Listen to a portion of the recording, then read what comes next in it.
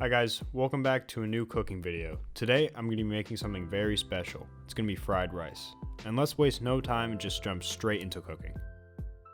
Actually, before we get into cooking, you're going to want your ingredients list. So it's going to be rice, 2 cups, overnight especially. That's really important because it helps to fry the rice way better if it's left in overnight. Then next what you're going to want is you're going to want 2 eggs for 2 cups of rice. Then next you want soy sauce, and then after the soy sauce you want an onion, and I have a shallot here, but a white onion works the same as well. Then of course you're going to want your green onion, you're going to want your garlic, and then that's about it. I like to throw in a little bit extra. I like oyster sauce with soy sauce. I like peas with mine. I like a little bit of mushrooms, there's shiitake mushrooms. I like a carrot. I like a little bit of a hot pepper, and I also like ginger with mine. So yeah. Oh, also chicken. I don't show chicken here, but I chopped some chicken up. You'll see that later. Okay, so now we're going to prep our vegetables. First, you're going to take your carrot and cut it into little circles. Then you're going to take those circles and cut them up into little triangles. Realistically, you can do any shape though. Just make sure they're not giant chunks of carrot. Then take those chopped carrots and set them aside in a bowl. Next, you're going to want to take about, I would say 4 shiitake mushrooms and start cutting them up into little pieces. Next, put your chopped mushrooms back into the same bowl that your carrots are in.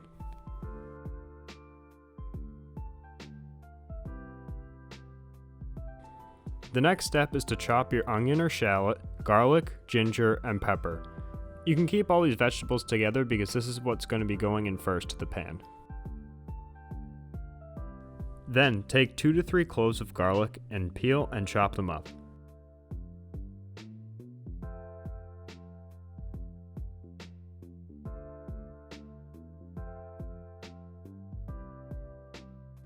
Oh, another tip too before you start cutting is to take your cloves of garlic and smash them. This flattens them out and makes sure that they don't roll away when you're cutting it. Although definitely do it with a bigger knife. This was kind of scary doing it with such a small knife. Make sure to chop your garlic up as fine as you can. You don't really want giant chunks of garlic in your fried rice. Once you feel like the garlic is fine enough, give it an extra chop for good measure. Set the garlic aside, and now we're going to be moving on to our hot pepper. And I'm going to be completely honest, I have no idea what pepper this is. All I know is that it's very hot, so I'm not going to be doing the whole thing because I don't want to die. Just like the garlic, chop it up as fine as you can and set it aside. Next, we're going to be moving on to the ginger.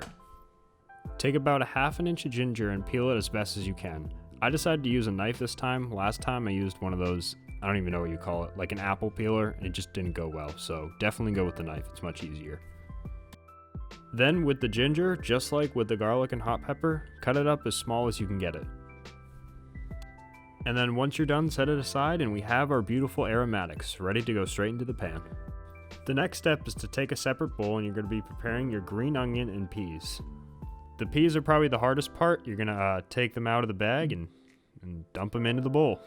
I put about a cup of peas in, but you really can put in how many peas your heart desires. That's what I love about fried rice. It's really the true beauty of it. You can kind of just throw in whatever you really want. You can't really mess up unless you, I don't know, put something gross in. So then after the peas, you're going to take your green onion, I have about 2, and you're going to cut off the stuff you don't need, the bottoms and the very tops. I think I cut too much off the top here. You could probably go a little bit higher. To cut your green onion, you can kind of just do a rough chop. You don't really have to worry about cutting them up too fine. They're really just a garnish too, so don't be too worried. Once you have everything chopped up, you're going to be putting it back in the same bowl with the peas. And the reason is that this is the last bowl it's going to be going in because you don't really want your green onions to wilt in the heat, and you also don't want your peas to be too soggy. Now that we're done with the veggies, it's time to move on to our sauce. So what we're going to need is we're going to need about 2 tablespoons of soy sauce and 1 tablespoon of oyster sauce. You just want to make sure that the ratio of soy sauce to oyster sauce is 2 to 1. I decided to add another tablespoon of soy sauce and another ½ tablespoon of oyster sauce. I wouldn't really suggest going past this amount, but you could decide what you want. It's your fried rice. Just make sure it's not too salty. Oh, and another ingredient I forgot about is sesame oil. If you want sesame oil, add about 2 to 3 teaspoons in.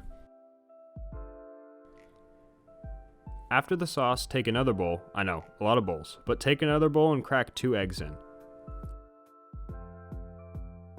And then aggressively take your rage out on the eggs. Beat them up as best as you can. Set the eggs aside, and then we're going to be moving on to our chicken breast.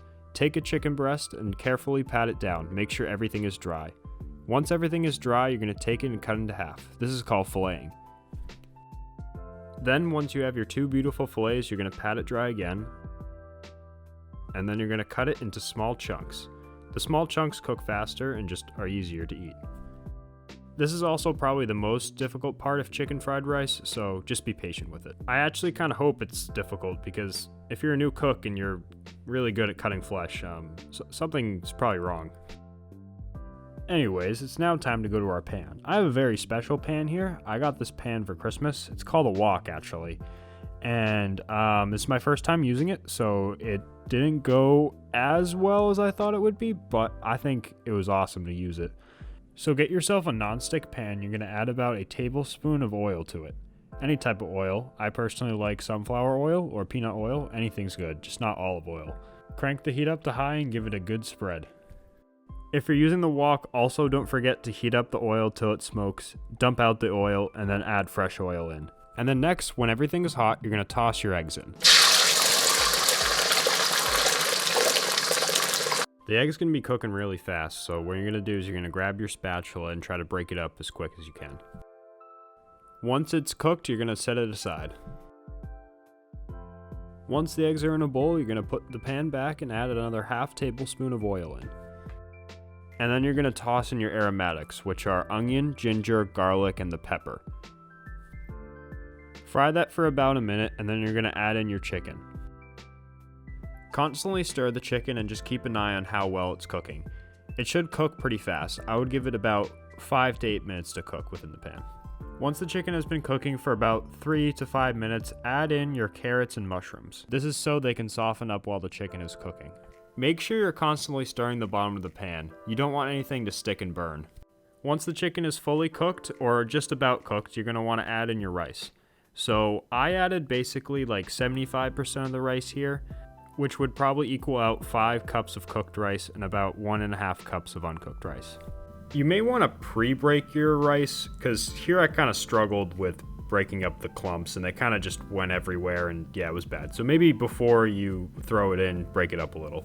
But once it is broken up, you're going to want to add your soy sauce and oyster sauce mixture to it.